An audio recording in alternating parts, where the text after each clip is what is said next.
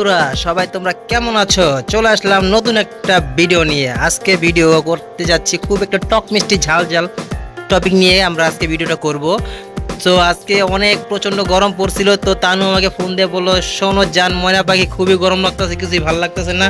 তো আমি তাকে বললাম একটা প্ল্যান আছে। আজকে আমি ছোটকালে যখন আমরা ফ্রেন্ড সার্কেল সব মিলে একসাথে গরমের সময় আমরা 10 টাকা 5 টাকা 20 টাকা মিলিয়ে সবাই টাকা একসাথে করে আমরা শসা পেঁপে তারপরে টমেটো আম তেঁতুল এগুলা মিক্স করে খাইতাম।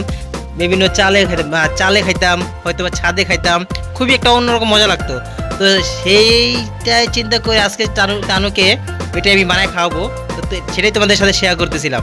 আর তার মাঝে মাঝে আমার ছোট ছেলে যেটা, সে আমার সাথে দুষ্টুমি করতেছে, খুনসুটি করতেছে।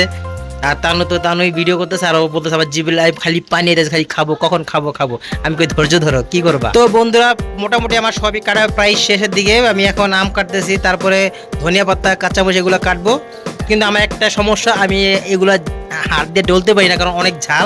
আর ঝাল যদি আমি হাত দিয়ে ডলি দিলে আমার 1 সপ্তাহ লাগে, আমার হাত জ্বলে। তো আমি পারি না, সেটা কি করব, আমি তানুকে দিয়ে আমি ডলাবো। যেহেতু আমার হাতে জ্বলে, তো তার সমস্যা হয় না, তাকে দিয়ে আমি ডলাবো। তো আমার প্রায় টমেটো কাটাই শেষ। তো বন্ধুরা দেখতে হচ্ছে চিনি লবণ আর মরিচ শুকনো মরিচ দেখতেছে কিভাবে মাখতেছে। ও বাবা দেখতে ভয় লাগতেছে। আর ওগুলা দেখে তোমার জিভে পানি আসতেছে এখনো, মনে হয় এখনই খেয়ে ফেলাই। খুবই টেস্টি ছিল, অনেক মজা লাগছে, পেট ভরে খাইছিলাম, মানে হাউসফুল হয়ে গেছে। আর তার জিভে জল আসছিল, আমিও দেখতেছিলাম। তো সে বলতেছিল এমন সিচুয়েশন তুমি এত সুন্দর চমৎকার চমৎকার আইডিয়া কই থেকে তোমার আসে।